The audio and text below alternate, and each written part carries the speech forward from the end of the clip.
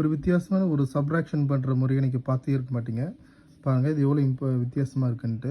நார்மலாக நம்ம என்ன பண்ணுவோம்னா, இப்போ 3 - 6 பண்ண முடியலன்னா பக்கத்தில் இருக்கிற 2லேருந்து பாரோ பண்ணுவோம். ஸோ இது வந்து ஒன்ஸு, டென்ஸு, 100. ஸோ எப்போவுமே நம்ம டென்ஸ் பிளேஸ்லேருந்து தான் நம்ம பாரோ பண்ணுவோம். நான் இதை எப்படி மாற்றி பண்ணுறேன்னு பாருங்கள். ஒரு வித்தியாசமான முறைக்காக 100லேருந்து பாரோ பண்ணலாம். ஸோ பாரோன்றது 10லேருந்து மட்டும் தான் பண்ணணும்னு அவசியம் இல்லை, 100லேருந்தும் பண்ணலாம். இப்போ 100லேருந்து நான் பண்ணும்போது இது 4 அடிச்சு இது 3 போடுவோம். ஓகேங்களா? அப்போ இங்கேருந்து டைரெக்டாக அந்த மீதி 1 இருக்குல்ல, அது டைரெக்டாக இங்கே வந்துடும். இது 100 பிளேஸ்லேருந்து வந்ததுனால இங்கே வர்றதும் 100ஆக இருக்கும். ஸோ ஏற்கனவே ஒரு 3 இருக்கிறதுனால இதை அடிச்சுட்டு 103ன்னு போடணும். இப்போ நார்மல் 103 - 6 பண்ணிங்கன்னா உங்களுக்கு 97.